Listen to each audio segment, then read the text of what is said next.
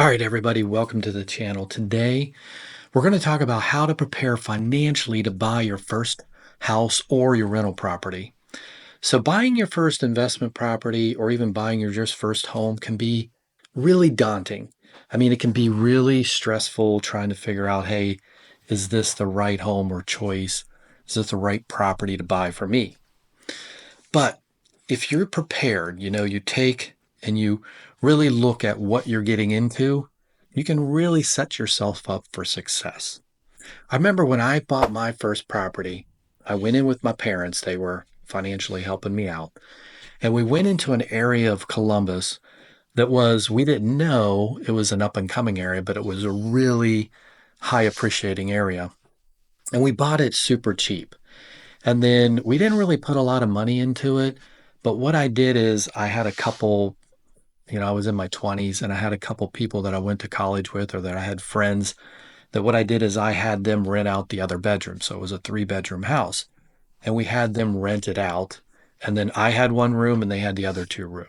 And it just worked really well for us. Now we got a little lucky with how high the area appreciated, but in the end, I took the leap and I did it. Even though I was a little scared, didn't really know 100% what I was doing. I just figured, worst case, if it didn't turn out well for me, I would just sell the property and go rent or do something else. When preparing to buy a home or rental property, when you first start out, you really need to get ready financially. This is going to be key. This means you need to understand your credit score. What are the income requirements to buy a house and what are your debt levels currently? Your credit score plays such a big role in what you can qualify for. So for a primary home, you may need a score of at least 580 or 620. And then if you do an investment property, it's going to require even higher scores of 680 and above. To boost your score, you can use credit cards but you got to use them responsibly. You can't just go rack up debt. And then you pay all your bills on time. So you want to, charge on a credit card, then pay it off, charge on a credit card, pay it off. Now, you need to be careful with old collections. Sometimes paying them can accidentally lower your score. So you need to be careful with that. So, time to buy your first rental or home, you need to get your finances in order. So, this is going to be a key thing that you need to focus on. So, you need to check your credit score and see where you're at. Like I said, you need at least a 580 score for an FHA loan or a 620 for a conventional loan. Now, to boost your score, we talked about it. You need to pay all your bills on time. So, if you have a credit card, let's say you charge $1,000 on your credit card every month, you need to pay that off. You need to get a secure credit card to, build up your credit. And then, like we said, don't pay all those old collections off without getting a pay for deletion agreement. Now, you need to save up for your down payments. Now, on FHA loans, they're going to require as little as 3.5% down. So I would go with an FHA loan, especially on your first home or property, rental property. Look at your income debts. Lenders may want to see that you can afford the payments. I mean, they're going to definitely look at that. So let's say you bought a $500,000 home. You would need about $9,000 monthly household income and no more than $4,500 in total monthly debts. What I would do is you need to really talk to a mortgage pro as soon as possible. Once you know you want to go buy a house, you need to get with somebody like a lender or a mortgage pro. They can review your situation and guide you on the next steps, and what you need to do to qualify. You need to keep your debt low as you prepare to buy a home. The less debt you have, the more house you can afford. Now, if you're a veteran, look into a VA loan. They often have better terms and then other options that you can do. So buying an investment property, they're going to have higher requirements. 680 to 700 credit score. When you buy a property, you're going to need 25% down payment on a rental property, and more income relative to your debts is going to be needed. Now, what I did is to get around that, I did what I talked to you about earlier. I did house hacking. That's where you buy a house or a multi-unit property, you live in one unit, or in the house, you rent out the other bedrooms like I did to make income. Now, you can check out the link in the description. We do have a free house hacking guide that kind of goes through step by step how you can do that. And that, if you're buying a home or a rental property, to rent out the rooms or to rent out other units, I would definitely do that first. Like that's the first thing I would do when buying a property is I would make it into an investment property and do house hacking. Now looking at rental property, so if you want to figure out the debt to income for like a $200,000 duplex, so to buy a 200,000 duplex as an investment, you'll need to put down 25% like we had said. So that's going to be $50,000. Now this leaves you with a loan of $150,000.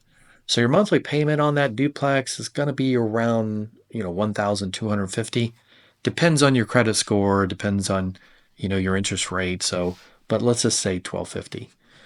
So this is going to include your mortgage payment, property taxes, and insurance. So let's say you already have a $1,500 mortgage. So this isn't your property. Maybe it's, you own a home and then you're buying a rental. You got a $400 car payment and then $300 in credit cards and student loans. So your total monthly debts would be like $3,450.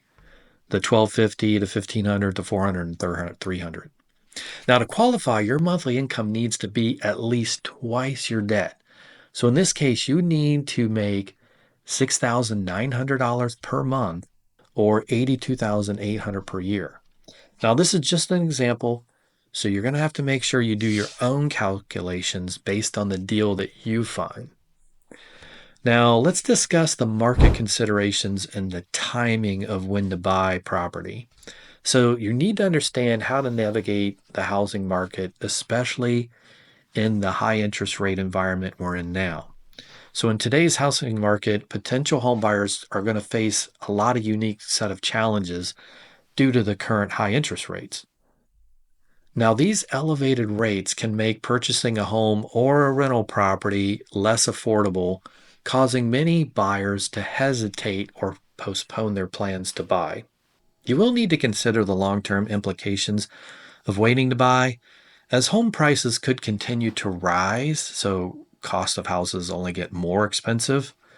So a couple popular strategies that you might look into is like marry the house, date the rate. So this approach encourages buyers to purchase a home now while the prices are lower than they will be in the future, even if interest rates are high. So the idea is that you can always refinance the mortgage later when rates eventually drop, because sooner or later rates go up, rates go down. I mean, it's a cyclical thing. So sooner or later they will drop. And then you can secure a lower monthly payment or even lower the amount of years that you're paying. So if you had a 30-year, go to a 15-year, keep the same amount of payments, but pay the house off quicker.